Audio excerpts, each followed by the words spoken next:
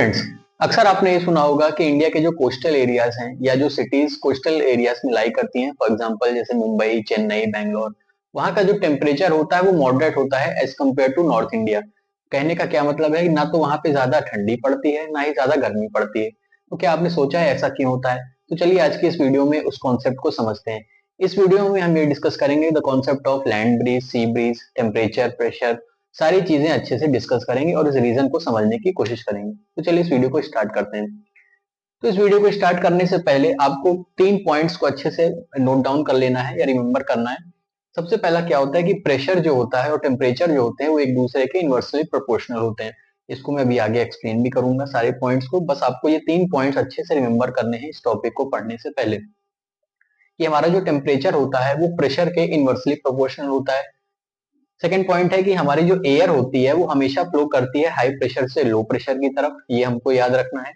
और third point ये होता है जो स्पेसिफिक हीट का भी कॉन्सेप्ट है कि लैंड गेट्स कूलर या हॉटर फास्टर देन वाटर। अगर किसी भी आप गिवन पॉइंट पे हमारा जो लैंड का सरफेस होगा वो जल्दी ठंडा भी होगा और जल्दी गर्म भी होगा एज कम्पेयर टू वाटर। अब इन 3 पॉइंट्स को आपको अच्छे से नोट डाउन कर लेना है, रिमेंबर कर लेना है, और इन्हीं 3 पॉइंट्स का जो कॉन्सेप्ट होगा वही यूज होगा हमारा जो आज का क्वेश्चन है कि why do coastal areas have moderate climate, इस क्वेश्चन को आंसर करने के लिए। तो चलिए समझते हैं एक एक चीजों को कि होता क्या है, सारी चीजें अच्छे से समझते हैं इस वीडियो में। तो सबसे पहले अगर हम बात करें कि हमारा जो टेम्परेचर होता है वो प्रेशर के इनवर्सली प्रोपोर्शनल होता है, जैसे कि पहला पॉइंट था। पहले हम तीनों पॉइंट्स को अच्छे से समझ लेंगे कि इन तीनों पॉइंट्स का क्या यूज होगा, कैसे हम उन तीनों पॉइंट्स का यूज करके इस क्वेश्चन को आंसर करेंगे। वो आप धीरे धीरे इस वीडियो को देखते रहिएगा, स्किप मत करिएगा कोई भी पार्ट। तो इस टेम्परेचर जो होता है हमारा वो प्रेशर के इनवर्सली प्रोपोर्शनल होता है। क्यों होता है? अगर आप किसी भी लैंड सरफेस पे अगर हीट पड़ रही है तो वहां पे होता क्या है कि जो एयर के मॉलिक्यूल्स होते हैं, एयर के जो मॉलिक्यूल्स होते हैं वो राइज करना स्टार्ट कर देते हैं। और उस एरिया पे क्या होता है कि सारे के सारे जो एयर मॉलिक्यूल्स होते हैं वो गर्म हो जाते हैं और वार्म एयर हमेशा क्या करती है, राइज करती है। जो वार्म एयर होती है वो हमेशा क्या होती है, राइज करती है। तो इस वजह से होता क्या है कि हीट, उस अगर लैंड सर्फेस पे हीट पड़ रही है तो वहां के जो एयर मॉलिक्यूल्स होंगे वो हीट होके वो राइज कर जाएंगे। तो उस लैंड सरफेस पे जो होगा, जो सारे के सारी हवा के मॉलिक्यूल्स तो ऊपर चले गए, वो ऊपर उड़ गए, तो वहां पे तो कोई मॉलिक्यूल्स बचे ही नहीं। इसलिए वहां का क्या हुआ, जब हमारा टेम्परेचर हाई हुआ तो उस सरफेस पे क्या हुआ, एयर पार्टिकल्स बचे ही नहीं। इसलिए वहां का जो प्रेशर हुआ वो क्या हो गया, लो हो गया। प्रेशर जो हो गया वो क्या हो गया, लो हो गया, बिकॉज यहाँ पे एयर मॉलिक्यूल्स बचे ही नहीं। इस कॉन्सेप्ट को आप अच्छे से समझ लीजिए।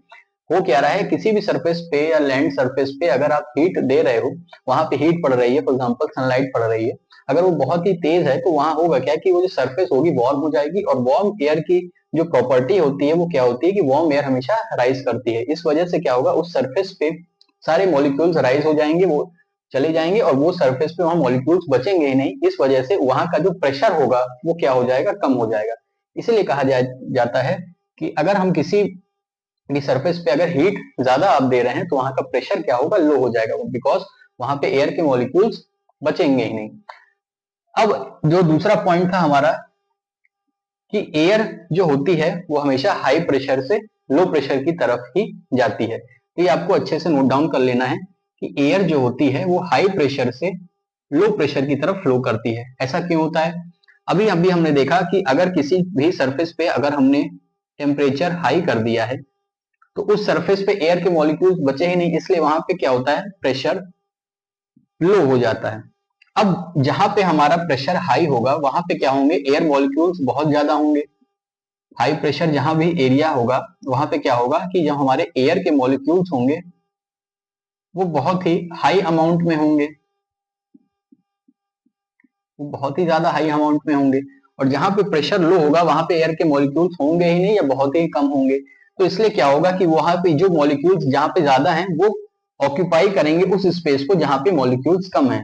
इसलिए हमारी जो एयर होती है वो कहां से कहां फ्लो करती है, हाई प्रेशर से लो प्रेशर की तरफ। तो ये बात आपको अच्छे से नोट डाउन कर लेनी है और रिमेंबर करनी है।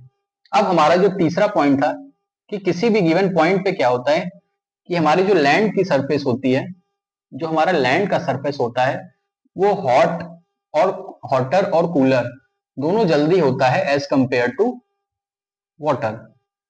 ये आप अपने घर पे भी देख सकते हो आप अपने किचन में नॉर्मली किसी भी आप वेसल को आप हीट करिए और दूसरे वेसल में आप पानी को गर्म करिए, तो आप ये देखेंगे जो वेसल आप नॉर्मली ले रहे हो बिना उसमें कोई भी अगर पानी वगैरह नहीं है तो वेसल जल्दी गर्म हो जाएगी, और जिस वेसल में आपका पानी है वो देर से गर्म होगा और पानी गर्म होने में टाइम भी लेगा।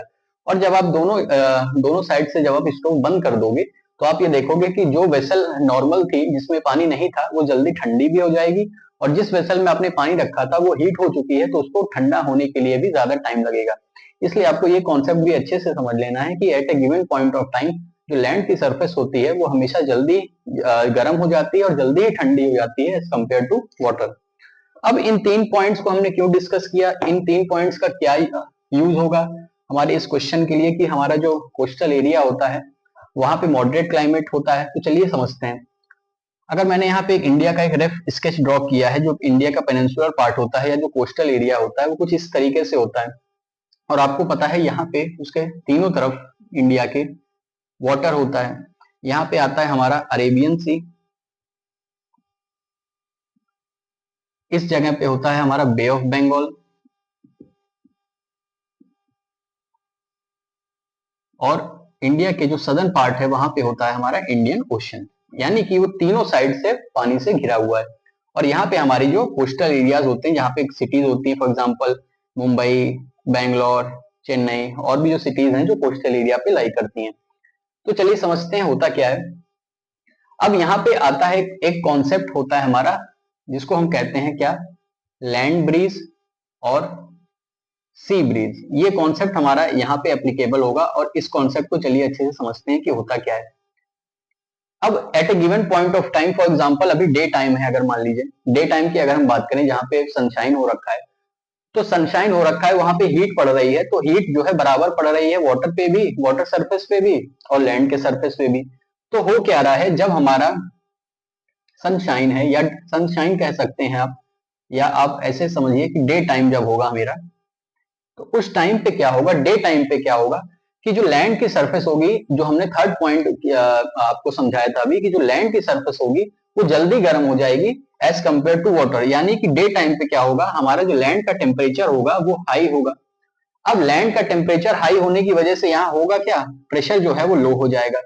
अभी अभी हमने समझा था, क्योंकि टेम्परेचर और प्रेशर एक दूसरे के इनवर्सली प्रोपोर्शनल हैं, जो हमने फर्स्ट पॉइंट समझा था। तो टेम्परेचर जब मेरा हाई होगा यहाँ पे लैंड के सरफेस पे, तो प्रेशर क्या हो जाएगा, लो।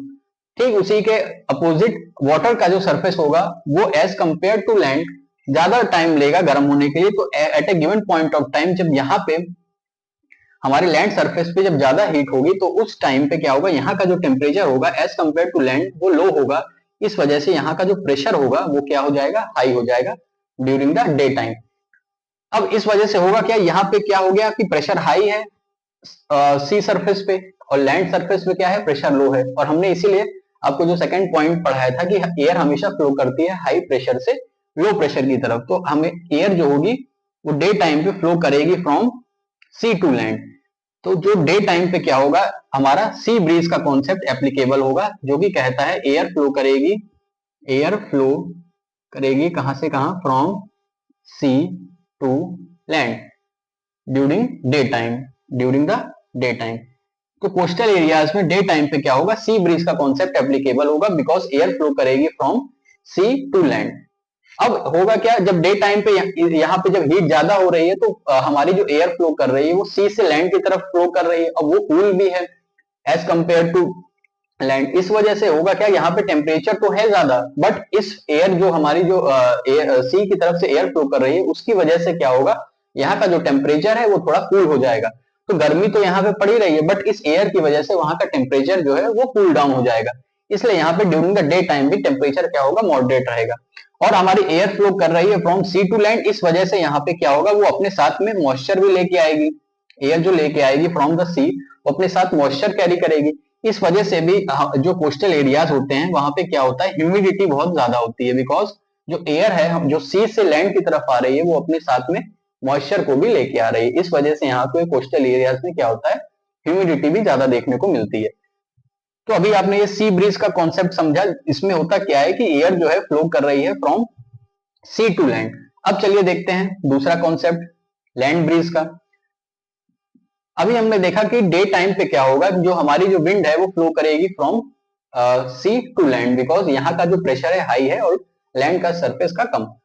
अब यहाँ पे क्या होगा, जब नाइट का टाइम होगा, जब नाइट का टाइम होगा तो लैंड का जो सरफेस है वो कंपेरेटिवली लेस टेम्परेचर हो जाएगा यहाँ पे, और वाटर का जो टेम्परेचर होगा वो हाई हो जाएगा। अब यहाँ पे टेम्परेचर लो है, इस वजह से क्या होगा, प्रेशर यहाँ पे हाई हो जाएगा। जब यहाँ प्रेशर हाई हो जाएगा तो यहाँ पे कंपेरेटिवली जो हमारा सी का सरफेस होगा वहां पे प्रेशर लो हो जाएगा। अब हमने ये समझ लिया है कि हमारी जो एयर होगी वो कहां से कहां फ्लो करेगी, फ्रॉम लैंड टू सी। इस वजह से क्या होगा, यहाँ पे लैंड ब्रिज का कॉन्सेप्ट कब अप्लीकेबल होगा, नाइट के टाइम पे। नाइट के टाइम पे जो है वो लैंड ब्रिज का कॉन्सेप्ट एप्लीकेबल होगा, और सी ब्रिज का कॉन्सेप्ट कब होगा, डे टाइम पे। तो अब हमारी जो एयर है वो फ्लो करेगी from high pressure to low pressure. अब यहाँ पे टेम्परेचर लो था, यहाँ से एयर जो है वो मूव होके कहाँ चली गई, सी की तरफ। तो यहाँ पे बहुत ज्यादा जो ठंड थी वो हवा अब चली गई है सी की तरफ, इसलिए यहाँ की जो ठंडक थी वो थोड़ा कम हो जाएगी। तो होगा क्या कि अब यहाँ पे जो बहुत ज्यादा ठंडी रात में भी नहीं देखने को मिलेगी, तो हमारा जो टेम्परेचर होगा वो अपने आप मॉडरेट हो जाएगा, और सारी की सारी जो विंड होगी वो एयर जो है सी की तरफ चली जाएगी, फ्रॉम द लैंड टू सी। इसलिए जो नाइट के टाइम पे क्या होगा, लैंड ब्रीज का कॉन्सेप्ट एप्लीकेबल होगा। तो यहाँ से जो ठंडी हवाएं थी वो चली जाएंगी सी की तरफ, तो यहाँ पे इसलिए ज्यादा ठंडक भी नहीं देखने को मिलेगी ड्यूरिंग द नाइट टाइम। तो ये होता है हमारा सी ब्रीज और लैंड ब्रीज का मेन कॉन्सेप्ट, जो कि एक इंपॉर्टेंट फैक्टर है डिटरमाइन करने के लिए कि कोस्टल एरियाज में मॉडरेट क्लाइमेट क्यों होता है।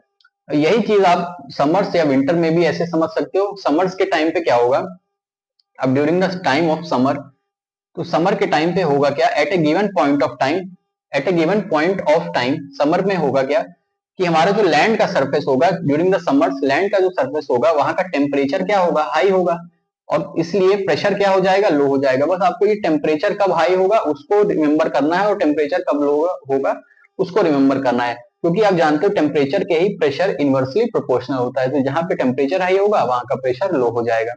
तो अब यहाँ पे क्या होगा, समर के टाइम पे लैंड का सरफेस जो है वो ज्यादा गर्म हो जाएगा, टेम्परेचर हाई हो जाएगा, इसलिए वहां पे प्रेशर लो हो जाएगा। और as compare to land, water का जो टेम्परेचर होगा वो क्या होगा, लो होगा, इसलिए वहां का प्रेशर हाई हो जाएगा।